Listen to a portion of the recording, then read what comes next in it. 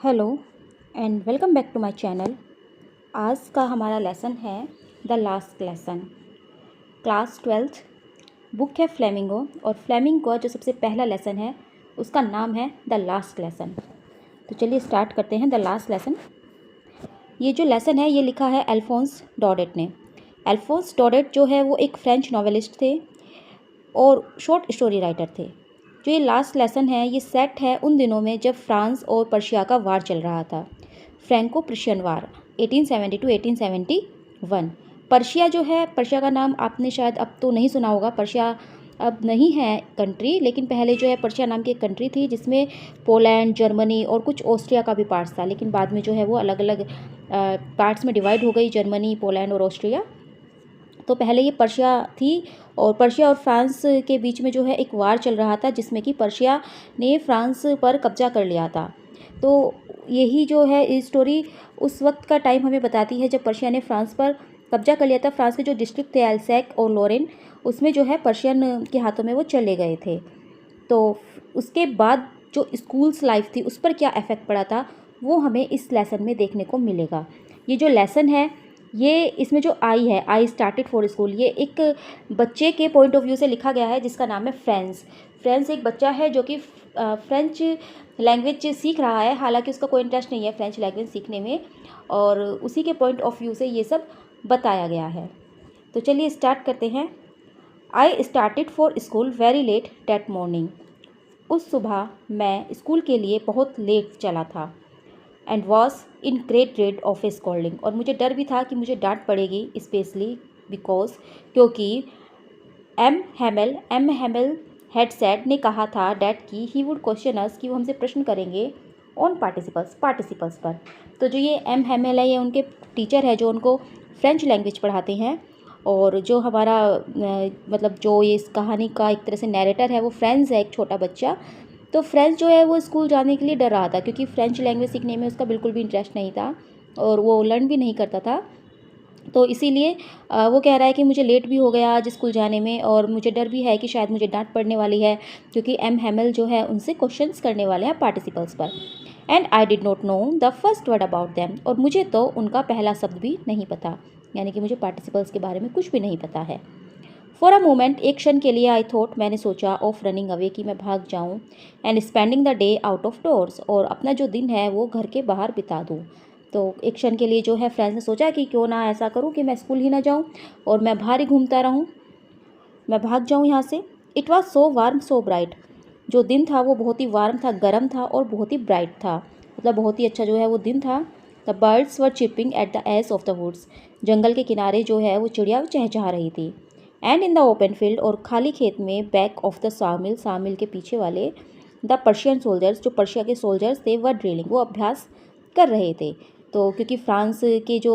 District थी उस पर पर्शियन ने जो है अपना कब्जा कर लिया था, तो पर्शियन के सोल्जर्स भी वहाँ पर आ गए थे और वो ड्रिलिंग कर रहे थे, वो अपना अभ्यास, सैन्य अभ्यास वहाँ पर कर रहे थे।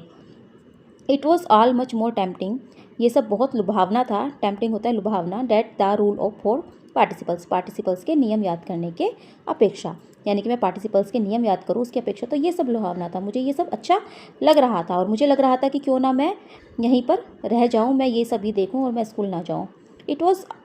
Sorry but I had the strength to resist, लेकिन मुझे जो है मतलब मैंने ताकत लगाई इससे अपने जो मेरा मन में चल रहा था इन विचारों से छुटकारा पाने की, रेसिस्ट करने की, इनके खिलाफ जाने की। And hurried off to school, और मैं जल्दी से स्कूल की ओर दौड़ पड़ा। मतलब फ्रेंड्स का मन बिल्कुल नहीं कर रहा था स्कूल जाने का, फ्रेंड्स का मन कर रहा था कि वो यहीं पर बैठकर जो है ये सब देखे, लेकिन फिर उसने अपने मन को किसी तरह समझाया और वह स्कूल चल दिया। When I pass the town hall, जब मैं टाउन हॉल से गुजर रहा था,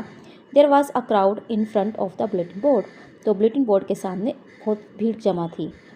फॉर द लास्ट 2 ईयर्स, पिछले 2 सालों में, ऑल अवर बैड न्यूज़, हमारी जितनी भी बुरी खबरें हैं, हैड कम फ्रॉम देयर, यहीं से आई हैं। द लॉस्ट बैटल्स, युद्ध का हार जाना, the draft, the orders of the commanding officers के orders. And I thought to myself, और इसीलिए मैंने सोचा, विदाउट स्टॉपिंग, बिना रुके, what can be the better now, कि अब क्या मामला हो सकता है। तो एक टाउन हॉल है, टाउन हॉल होता है जैसे बहुत बड़ा मतलब हॉल है और उस पर एक बुलेटिन बोर्ड लगा है, तो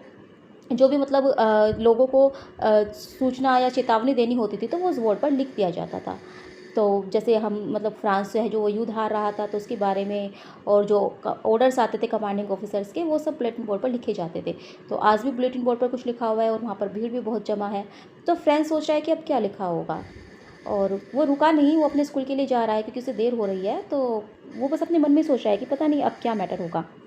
then as I read by as fast as I could go, और उसके बाद जब मैं जितने जल्दी हो सकता था उतनी जल्दी जल्दी चलने लगा, द ब्लैक स्मिथ, तो वहाँ पर एक लोहार खड़ा था, वास्टर जिसका नाम वास्टर था, हु वॉज देयर जो वहाँ पर खड़ा था, with his apprentice reading the bulletin, वो जो है उस बुलेटिन को पढ़ रहा था, कॉल्ड आफ्टर मी, उसने मुझे बुलाया, डोंट गो सो फास्ट, इतना तेज़ मत चलो bub, you will get to your school in plenty of time, तुम आराम से अपने स्कूल में पहुंच जाओगे, यानी कि तुम्हारे पास काफ़ी समय है स्कूल में पहुंचने के लिए, इतनी जल्दी मत करो। I thought he was making fun of me, मैंने सोचा कि वह मेरा मजाक बना रहा है। एंड रीच्ड, और मैं पहुंच गया, M Hamel's little garden all out of breath, जल्दी से एम हैमेल के छोटे से बगीचे में। Usually when school begin, usually जो है जब स्कूल शुरू हो जाया करता था, there was a great bustle, तो वहाँ पर एक बहुत ज़्यादा बशल होता था, यानी कि बहुत ज़्यादा शोर हुआ करता था,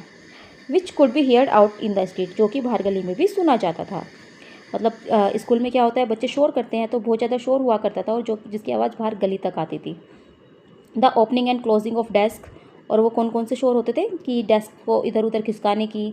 लेसन्स रिपीटिंग इन यूनिसन्स, यूनिसन्स होता है मतलब एक साथ, तो एक साथ जो है लेसन रिपीट करने की। वेरी लाउड, बहुत तेज। With our hands over our ears to understand better, मतलब इतना शोर होता था कि हमें अपने हाथ अपने कानों पर रखने पड़ते हैं समझने के लिए।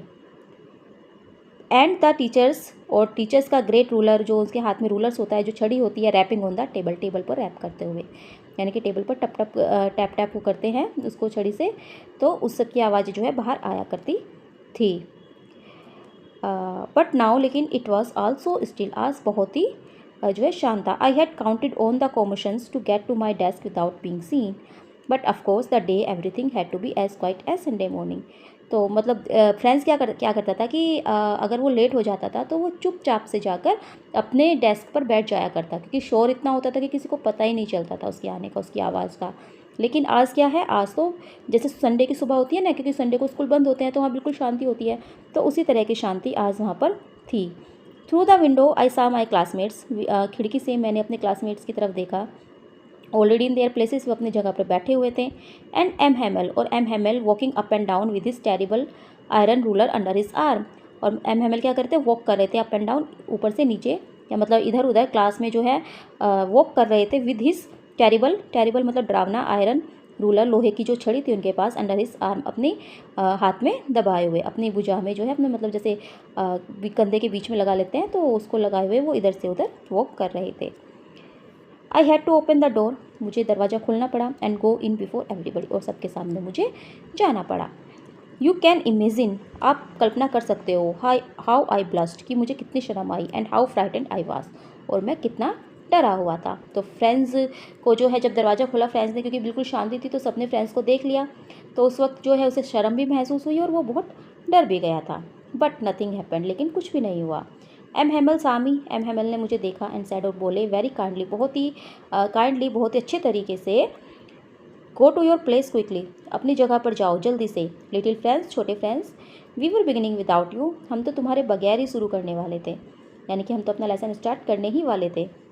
आई जम्प्ड ओवर द बेंच, मैं जल्दी से जाकर बेंच पर बैठ गया, and sat down at my desk, और अपनी डेस्क पर बैठ गया। Not till then when I had got a little over my fright did I see that our teacher had on his beautiful green coat. Not till then when I had got a little over my fright, यानी कि फिर धीरे धीरे जो है मैं अपने डर से बाहर आने लगा। डिड आई सी, तब मैंने देखा,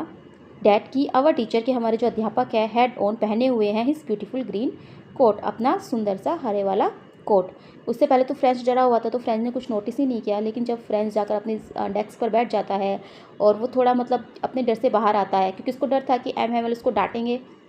लेकिन ऐसा कुछ नहीं हुआ, तो वो थोड़ा थोड़ा अपने डर से बाहर आता है। तो उस वक्त वो ध्यान देता है कि आज तो एम हैमल ने ग्रीन कोट पहना हुआ है, सुंदर सा ग्रीन कोट पहना हुआ है। हिज फ्रिल्ड शर्ट, और अपनी फ्रिल्ड वाली शर्ट पहनी हुई है, and the little black silk cap, और उन्होंने लिटिल छोटी काली सिल्क की कैप लगाई हुई है, ऑल एम्ब्रॉयडर्ड, जिस पर कि एम्ब्रॉयड हुई हुई है, मतलब सब पर जो है कढ़ाई हुई हुई है। डेट ही नेवर वोर, ये सब वो नहीं पहनते except on inspection and prize days, केवल इंस्पेक्शन के दिन और प्राइस डेज के दिन वो ये सब पहनते हैं। यानी कि इतनी अच्छी ड्रेस वो डेली नहीं पहनते, केवल कोई खास दिन हो, किसी दिन प्राइज़ बांटना हो या इंस्पेक्शन हो किसी दिन, उसी दिन वो पहनते हैं। Besides the whole school seemed so strange and solemn, और इसके अतिरिक्त पूरा स्कूल जो है बहुत ही स्ट्रेंज और बहुत ही जो है सोलेमन लग रहा था, यानी कि बिल्कुल शांति थी वहाँ पर। But the thing that surprised me most was to see, लेकिन सबसे ज़्यादा चीज़ जिसने मुझे सरप्राइज़ किया वो क्या था, टू सी देखना, ऑन द बैंक बेंच की पीछे वाली बेंच पर, डेट वर ऑलवेज एम्पटी, जो कि हमेशा खाली रहती थी, the village people sitting quietly like और सेल्स, तो गांव के जो कुछ लोग थे वो बिल्कुल चुपचाप बैठे हुए थे। Old Hauser with his 3 cornered hat, उसमें कौन कौन थे, एक ओल्ड हाउसर था जिसकी कि 3 कोने वाली हैट थी, द फॉर्मर मेयर था, द फॉर्मर पोस्टमास्टर था, एंड सेवरल अदर बिसाइड्स, और इसके अतिरिक्त और भी बहुत सारे लोग वहाँ पर बैठे हुए थे। एवरीबडी लुक्ड सैड, और एवरीबडी यानी कि उनमें से जो लोग थे वो सब बहुत ही दुखी दिखाई दे रहे थे। And Hauser had brought an old primer, और जो हाउसर थे उनके हाथ में एक ओल्ड प्राइमर थी। ओल्ड प्राइमर मतलब एक तरह से जो प्राइमरी की बुक होती है, जो पुरानी किताब होती है, तो उसके हाथ में किताब भी थी। प्राइमरी मतलब क्योंकि फ्रेंच लैंग्वेज वो सीख रहे हैं तो स्टार्टिंग से सीखते हैं, तो वो जो सबसे पहली बुक होगी लैंग्वेज सीखने की, वो वाली बुक जो है उनके हाथ में थी। थम्ड एट द एज, जिसको कि उन्होंने अंगूठा मतलब रखा हुआ था एज पर। And he held it open his knees, उन्होंने जो है इसको अपने घुटनों पर रखा हुआ था खुले हुई, with his great spectacles lying across the pages, तो स्पेक्टिकल्स होता है चश्मा, तो मतलब वो जो लोग बैठे हुए थे उन्होंने अपने घुटनों पर अपनी बुक खोल कर रखी हुई थी और अपने चश्मे से उसके पेजेस को पढ़ रहे थे। While I was wondering about it all, M. Hamel mounted his chair and, in the same grave and gentle tone which he had used to me, said. तो जब मैं इस चीज़ पर मतलब मुझे आश्चर्य हो ही रहा था ये सब कुछ देख कर कि आज आखिर ऐसा क्या स्पेशल है, क्या है कि आज मतलब ऐसा कुछ हो रहा है जो कि पहले नहीं होता था उनके इस क्लास में, स्कूल में। तो तभी जो क्या होता है कि जो एम हेमेल है वो माउंटेड हिज चेयर, अपनी कुर्सी पर बैठ जाते हैं, and in the same grave, और उसी ही ग्रेव में मतलब बिल्कुल उसी गंभीरता से, एंड जेंटल टोन, और उसी टोन में, which he had used to me, जो कि अभी अभी उन्होंने मेरे साथ बात करने में यूज़ की थी, यानी कि बहुत ही काइंडली जो है वो फ्रेंड से बोले थे, और उसी टोन में, बहुत ही जेंटल टोन में और बहुत ही सीरियस टोन में वो बोलते हैं, माई चिल्ड्रन, मेरे बच्चों, this is the last lesson I shell give you, ये लास्ट लेसन होगा जो कि मैं तुम्हें दूंगा, यानी कि आज मैं तुम्हें एक जो मैं पढ़ाऊंगा वो बस लास्ट होगा। The order has come from Berlin, Berlin से ऑर्डर आ गया है, to teach only German in the schools of Alsace and Lorraine, तो बर्लिन से ये ऑर्डर आया है कि अब एल्सेक और लॉरेन के स्कूलों में केवल जर्मन ही पढ़ाई जाएगी। The new master comes tomorrow, जो नए मास्टर है वो कल आ जाएंगे। This is your last French lesson, और ये तुम्हारा आखिरी फ्रेंच लेसन होगा। I want you to be very attentive, मैं चाहता हूँ कि तुम सब बड़े ध्यान से सुनो। What a thunder clap these words were to me, मेरे लिए ये शब्द एक थंडर क्लैप की तरह थे, एक मतलब बिजली की तरह थे। On the riches, oh the riches, that was what they had put up at the town hall, तो अब जो है फ्रेंड्स को याद आता है कि अच्छा, तो बुलेटिन बोर्ड पर जो लिखा था वो शायद यही लिखा था, माई लास्ट फ्रेंच लेसन, मेरा आखिरी फ्रेंच लेसन। वाई, क्यों? I hardly knew how to write, मुझे तो पता ही नहीं है कि कैसे लिखा जाता है, मुझे तो अभी तक लिखना भी नहीं आया है अच्छे से। I should never learn any more, और अब मैं और कुछ नहीं सीख पाऊँगा। आई मस्ट स्टॉप देयर, मुझे यहीं पर रुकना होगा। Then oh how sorry I was for not learning my lesson, तो अब जो है फ्रेंड्स को दुख हो रहा है, वो कहता है कि मैं कितना मतलब कितने दुख की बात है कि मैं अपना लेसन याद नहीं करता था, मैं अपना लेसन नहीं पढ़ रहा था, मैं अच्छे से जो है पढ़ाई अपनी नहीं कर रहा था। फॉर सीकिंग बर्ड्स एग्स, मैं क्या कर रहा था, मैं ढूंढ रहा था बर्ड्स के एग्स, यानी कि चिड़ियों के अंडे में ढूंढ रहा था, और गोइंग स्लाइडिंग ऑन द सार, या फिर मैं स्लाइड करता था। My books that had seemed such a nuisance a while ago, मेरी किताबें जो कि कुछ क्षण पहले मुझे बिल्कुल न्यूसेंस की तरह लग रही थी, बिल्कुल बेकार लग रही थी। सो हैवी टू कैरी, ले जाने में बहुत हैवी लग रही थी। My grammar and my history to the saints were old friends now that I could not give up, लेकिन मेरी जो ग्रामर है और मेरी जो हिस्ट्री है सेंट्स की, जो मतलब जो बड़े लोग हुए हैं उनका जो इतिहास है, were old friends now that I could not give up. वो मेरे पुराने मित्रों की तरह थे और अब मैं उन्हें नहीं छोड़ सकता। एंड एम हैमिल टू, और एम हैमिल को भी नहीं। The idea that he was going away, यह विचार कि अब वो चले जाएंगे, that I should never see him again, मैं उन्हें दोबारा कभी नहीं देख पाऊंगा, मेड मी फॉरगेट, वो मुझे सब कुछ भुला रहा है, ऑल अबाउट हिज रूलर, उनके रूलर के बारे में, and how cranky he was, और वो कितने क्रैंकी थे। तो यहाँ पर जो है फ्रेंड्स मतलब ये बताना चाह रहा है कि पहले तो उसे वो किताबें बहुत ही हैवी लगती थी और बहुत ही न्यूसेंस लगती थी, लेकिन आज जब उसे पता चला है कि ये उसका आखिरी लेसन होने वाला है, तो उसे महसूस हो रहा है कि वो तो इनसे अलग रह ही नहीं सकता। और एम हैमिल जो कि उन्हें कभी बहुत ही क्रैंकी, बहुत ही मतलब स्ट्रिक्ट से लगते थे, आज वो जब उन्हें उसे पता चल रहा है कि वो चले जाएंगे तो उसे बहुत ही दुख हो रहा है। वो एम हैमिल को भी नहीं छोड़ सकता, वो इस बात से भी बहुत दुखी है। Poor man, it was in honour of this last lesson that he had put on his fine Sunday clothes. तो वो एम हैमिल के बारे में सोचते हुए फ्रेंड्स बोलता है कि बेचारे, शायद ये इनका आखिरी लेसन था और इसी सम्मान में वे आज अपने अच्छे जो है संडे वाले कपड़े पहनकर आए हैं। एंड नाउ आई अंडरस्टूड, और अब मुझे समझ आया, why the old man to the village, कि क्यों जो है बूढ़े व्यक्ति गांव के were sitting there in the back of the room, कमरे के पीछे वाली बेंच पर बैठे हुए हैं। It was because they were sorry too, इसलिए क्योंकि वे भी बहुत दुखी हैं, डैट की they had not gone to school more, कि वे ज़्यादा स्कूल नहीं गए, मतलब वे स्कूल में नहीं आए थे, तो इस बात से वे भी बहुत ज़्यादा सॉरी फील कर रही हैं। इट वॉज देयर वे, ये उनका रास्ता है, ये उनका तरीका है, ऑफ थैंकिंग, धन्यवाद देने का, आवर मास्टर, हमारे मास्टर को, for his 40 years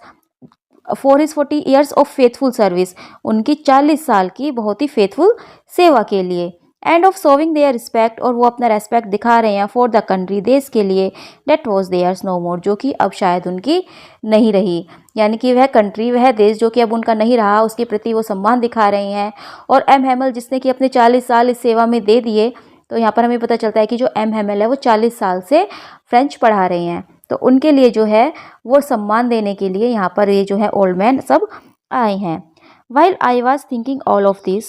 all this, जब मैं इस सब के बारे में सोच रहा था, I heard my name called, तो मुझे अपना नाम सुनाई दिया। It was my turn to recite, अब मेरी बारी थी रिसाइट करने की, पढ़ने की अब मेरी बारी थी। What would I not have given to be able to say that dreadful rule for the participle all through, what would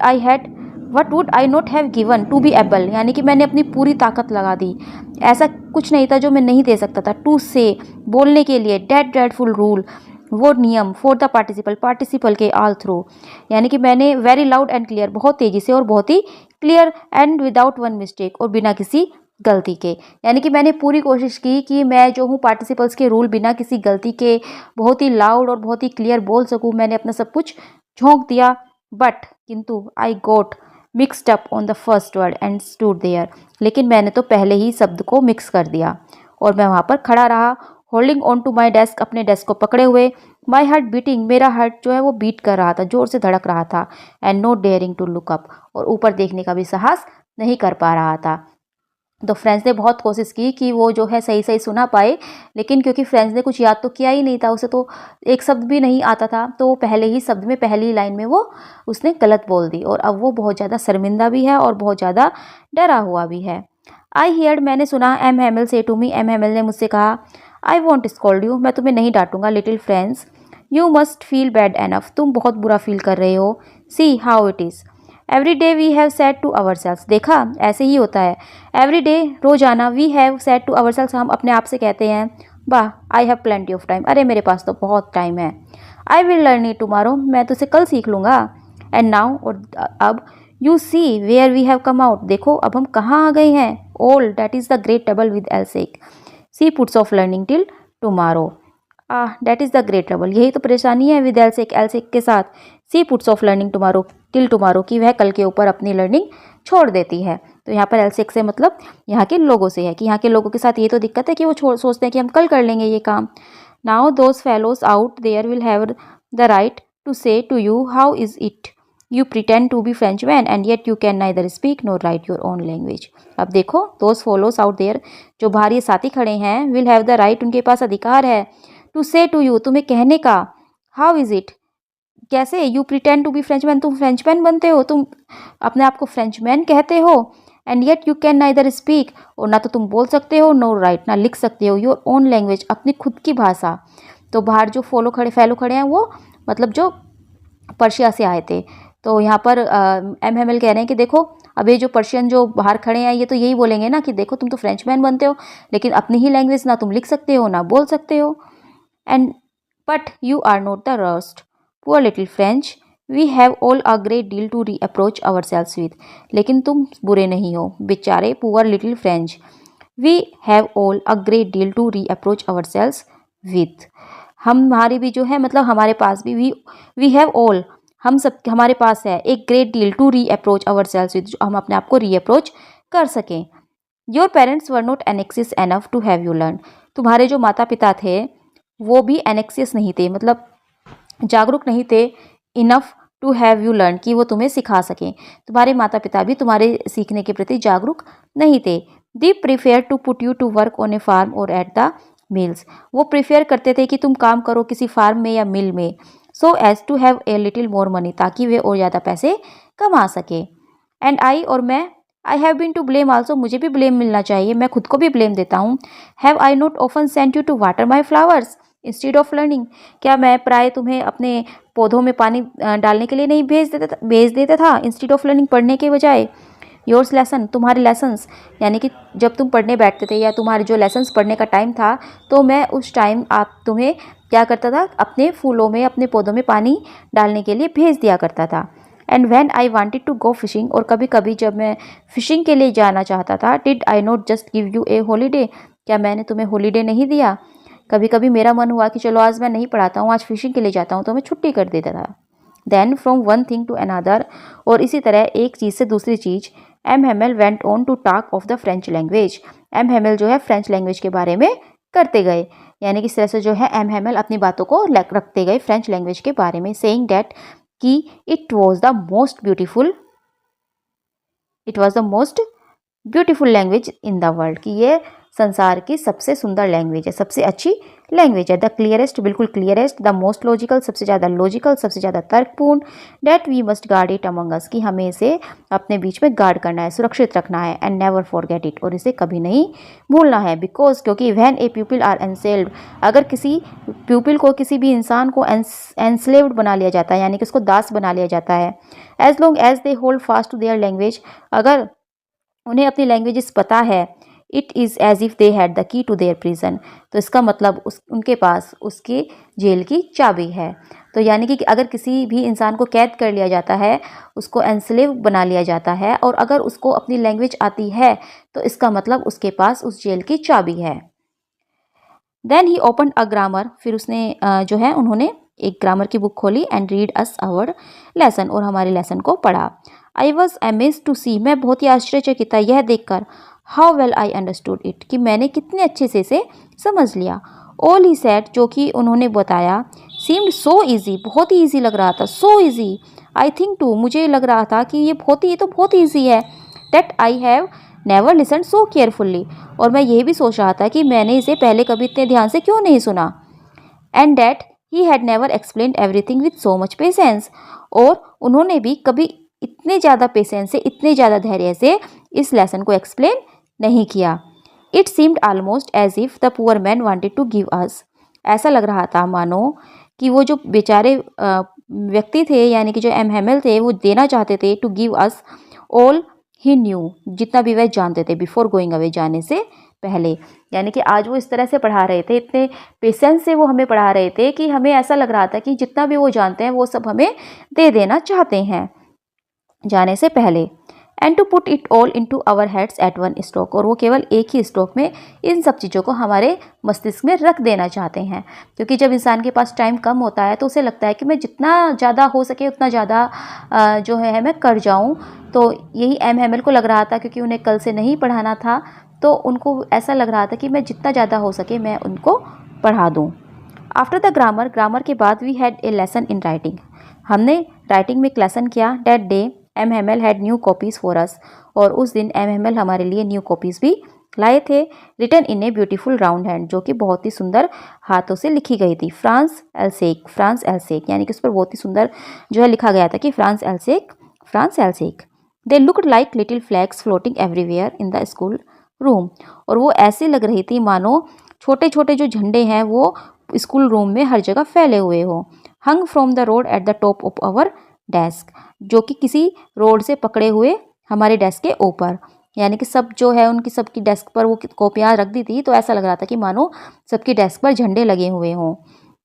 you ought to have seen how everyone set to work and how quiet it was, तुम्हें देखना चाहिए कि किस तरह से जो है सब एवरीवन जितने भी मतलब उस क्लासरूम में बैठे हुए थे सेट टू वर्क अपना काम कर रहे थे, और वहाँ पर कितनी शांति थी। How quiet it was, the only sound, केवल एक ही आवाज़ आ रही थी, was the scratching of the pens over the paper, paper पर पेन के स्क्रैच होने की, यानी कि पेपर पर जो पेन चल रहा था केवल उसकी आवाज़ आ रही थी। वंस सम बीटल्स फ्लू इन, एक बार जो है कुछ बीटल्स अंदर आ गए। बीटल्स यानी कि जो एक तरह से जो मक्खी मच्छर वगैरह होते हैं, तो वो अंदर आ गई। But nobody paid any attention to them, लेकिन किसी ने भी उन पर ध्यान नहीं दिया। Not even the little ones, ना कि छोटे बच्चों ने। Who worked right on tracing their flash hooks, जो कि अपनी फ्लैश हुक्स पर ट्रेस कर रहे थे। As if that was French too, मानो वे भी फ्रेंच हो। On the roof the pigeons cooed very low, और छत पर जो है पीजन्स जो कबूतर थे वो बहुत धीमी धीमी आवाज़ में कू कर रहे थे, मतलब आवाज़ कर रहे थे। And I thought to myself, और फिर मैं खुद से ही सोचने लगा, will they make them sing in German even the pigeons, कि क्या वो पीजन्स को भी जर्मनी में गाना सिखाएंगे, क्योंकि वो उन्हें पता चला था कि अब फ्रेंच लैंग्वेज नहीं सीखनी है, अब जर्मन लैंग्वेज वो सीखेंगे। तो फ्रेंच अपने मन में सोच रहा है कि जो पीजन्स ऊपर आवाज़ कर रहे हैं, क्या वो भी अब जर्मनी ही सीखेंगे, क्या वो भी अब जर्मनी भाषा में ही बोला करेंगे। When ever I looked up from my writing, जब मैंने अपनी राइटिंग करके यानी कि लिखने के बाद मैंने ऊपर की ओर देखा, आई सा, मैंने देखा M Hamel sitting motionless in his chair and gazing first at one thing. तो एम हेमल जो है बिना हिले अपनी कुर्सी पर बैठे थे, एंड गेजिंग, और वो घूर रहे थे, देख रहे थे बड़े ध्यान से, फर्स्ट एट वन थिंग, पहले एक चीज़ को, देन एट अनदर, फिर दूसरी चीज़ को। एज इफ़ ही वॉन्टेड, मानो वह चाहते हों, टू फिक्स करना इन हिज माइंड, अपने मस्तिष्क में, जस्ट हाउ एवरीथिंग लुक्ड, कि कैसे जो है प्रत्येक चीज़ दिखाई देती थी, in that little school room, इस छोटे से स्कूल रूम में। तो एम हेमल का आखिरी दिन था, तो वो हर चीज़ को जो है बड़े ध्यान से देख रहे थे, मानो वो अपने मस्तिष्क पर इसका एक तरह से चित्रण फिक्स करना चाहते हो कि उस स्कूल में जो है कहाँ पर क्या चीज़ रखी हुई थी, कोई चीज़ कैसे दिखाई देती थी। Fancy for 40 years he had been there in the same place, पिछले 40 साल से वो इसी जगह पर थे। With his garden outside the window and his class in front of him, with his garden outside the window, खिड़की के बाहर उनका गार्डन था, और इन फ्रंट ऑफ हिम, उनके सामने उनकी क्लास थी। जस्ट लाइक डैट, बस केवल इतना ही। Only the desk and benches had been worn smooth, केवल जो डेस्क और बेंच थी वही थोड़ी सी जो है स्मूथ हो गई थी। The walnut trees in the garden were taller, बगीचे के जो वॉलनट ट्रीज थे वो बड़े हो गए थे। And the hop vine that he had planted himself twined about the windows to the roof, और जो होप वाइन थी जो कि उन्होंने खुद से प्लांट की थी, वो अब विंडो से लेकर रूफ तक चली गई थी, यानी कि जो बेल थी वो लंबी हो गई थी, वो विंडो से खिड़की से छत तक जा रही थी। How it must have broken his heart to leave it all, poor man, कितना दुख होगा उन्हें ये सब छोड़ते हुए। How it must have broken his heart, यानी कि उनका दिल कितना टूट जाएगा, टू लीव इट ऑल, ये सब छोड़ते हुए, पुअर मैन, बेचारे। To hear his sister moving about in the room above, और मैं आवाज़ सुन सकता था उसकी बहन की, उनकी बहन की, जो कि moving about in the room, कमरे में जो है अबोव, यानी कि ऊपर का जो कमरा था उसमें इधर उधर घूम रही थी। पैकिंग देयर ट्रंक्स, अपने सामान पैक कर रही थी। फॉर, क्योंकि they must leave the country next day, उन्हें अगले ही दिन इस देश को छोड़कर जाना था। Before he had the courage to hear every lesson to the very last after the writing, before he had the courage, इससे पहले कि वो साहस कर पाते, टू हियर, सुनने का, every lesson, to the very last, अंत में, आखिर, प्रत्येक lesson. After the writing, writing के बाद, we had a lesson in history, and then the babies chanted their ba ba B बो बू, तो उन्होंने जो है हिस्ट्री में मतलब हमने एक लेसन पढ़ा और उसके बाद जो बच्चे थे वो चैंट करने लगे बा बेबी बोबू down there at the back of the room. और वहाँ पर जो है नीचे कमरे के पीछे old Hauser had put on his spectacles and old Hauser ने जो है अपने स्पेक्टिकल्स पहने and holding his primer its both hands और अपने दोनों हाथों में अपने प्राइमर को पकड़ा spell the letters with them और उनके साथ लेटर को स्पेल करने लगा। यू कुड सी तुम देख सकते हो डैट की ही टू वाज क्राइंग कि वह भी रो रहा था। His voice trembled with emotions उनकी जो आवाज़ थी वो इमोशंस से भावनाओं से ट्रेम्बल कर रही थी काँप रही थी। And it was so funny to hear him that we all wanted to laugh and cry और उसको सुनना इतना फ़नी था यानी कि क्योंकि वो एक तरह से वो रोते हुए पढ़ रहा था तो उसकी आवाज़ फनी सी भी आ रही थी कि हम सब हंसना चाहते थे या फिर रोना चाहते थे यानी कि हम सब हंसना और रोना दोनों चाहते थे। How well I remember it that last lesson मैं इसे मतलब हाउ वेल कितने अच्छे तरीके से मुझे ये याद रहेगा हमारा last lesson. All at once the church clock struck 12 और जैसे ही चर्च की क्लॉक ने 12 बजाए then the Angelus at the same moment the trumpets of the Persian returning from drill sounded under out windows. तो तभी क्या हुआ उसी मोमेंट में जो है उसी सन जो ट्रम्पेट थी पर्शियंस की जो कि अपने अभ्यास से वापस लौट रहे थे हमारी खिड़की के नीचे से सुनाई देने लगी। M Hemal stood up M Hemal खड़े हो गए वेरी पेल इन हिज चेयर वो बिल्कुल पीले लग रहे थे पीले पड़ गए थे वो अपनी चेयर पर खड़े हो गए। आई नेवर सा हिम लुक सो टाल मैंने कभी नहीं देखा था कि वो इतने लंबे हैं। माई फ्रेंड्स सेड ही वह बोले माई फ्रेंड्स मेरे मित्रों आई मैं बट समथिंग चोक्ड हिम लेकिन ऐसा लगा जैसे किसी ने उनका गला पकड़ लिया हो। He could not go on वह आगे नहीं बोल सके यानी कि वो बहुत ज़्यादा इमोशंस फील कर रहे थे बहुत ज़्यादा इमोशनल हो रहे थे और वो कुछ कहना चाह रहे थे तो वो बोलते हैं कि मेरे मित्रों मैं बस वो इतना ही बोल पाए कि ऐसा लगा कि उनके गले में किसी ने चोक कर दिया हो किसी ने गला कसकर पकड़ लिया हो उनके मुंह से आवाज़ ही नहीं निकल रही थी। Then he turn go to blackboard फिर वो मुड़े ब्लैक बोर्ड की ओर टुक अ पीस ऑफ चाक उन्होंने एक चौक का पीस उठाया and bearing on with all his might और अपनी पूरी ताकत से ही रोट उन्होंने लिखा as large as he could जितना बड़ा वह लिख सकते थे वाइवे लॉ फ्रांस कि फ्रांस जो है फ्रांस जिंदा रहे या फ्रांस कहते हैं ना कि हमारा देश मतलब अमर रहे जिंदा रहे। देन ही स्टॉप्ड फिर वो रुक गए एंड लीन्ड हिज हेड और अपना सर झुका दिया अगेंस्ट द वॉल दीवार की तरफ एंड विदाउट ए वर्ड और बिना किसी शब्द के ही made a gesture to us with his hand उन्होंने अपने हाथ से एक जेस्टर बनाया यानी कि अपने हाथ से इशारा किया school is dismissed you may go कि स्कूल ख़त्म हो गया है और आप लोग जा सकते हैं। तो ये लास्ट लेसन था बड़ा ही जो है मतलब फुल ऑफ इमोशंस आप कह सकते हो कि हमारे पास जब कोई चीज़ होती है तो हम उसकी कदर नहीं करते हम उसे इम्पोर्टेंस नहीं देते हमें लगता है कि अरे छोड़ो ऐसे ही है ऐसे लेकिन जब वो चीज़ जाने लगती है तब हमें उसकी इम्पोर्टेंस का पता चलता है। तो यही चीज़ जो है यहाँ पर हुआ है। फ्रेंड्स जो था वो बिल्कुल भी इंटरेस्टेड नहीं था अपनी फ्रेंच लैंग्वेज सीखने में और उसे ये बिल्कुल बोरिंग लगती थी लेकिन आज जब उसे पता चल रहा था कि ये उसका लास्ट लेसन है और आज के बाद वो फ्रेंच लैंग्वेज नहीं सीख पाएगा तो वो भी जो है बहुत इमोशनल हो रहा था। और एम हेमल जिन्होंने अपने 40 साल जो है इसी चीज़ को दे दिए थे फ्रेंच लैंग्वेज सिखाते सिखाते और आज इस तरह से जो है उनको जाना पड़ रहा था तो वो बहुत ज़्यादा इमोशनल हो रहे थे। वो इतने इमोशनल थे कि वो बोल भी नहीं पा रहे थे और अंत में जब उन्हें स्कूल डिसमिस करना था तो मतलब वो बोल भी नहीं पाए कि जाओ तुम्हारी छुट्टी हो गई। उन्होंने केवल हाथ से इशारा किया कि सब बच्चे यहाँ से चले जाओ तुम्हारा जो स्कूल है वो ख़त्म हो गया है। This is the last lesson.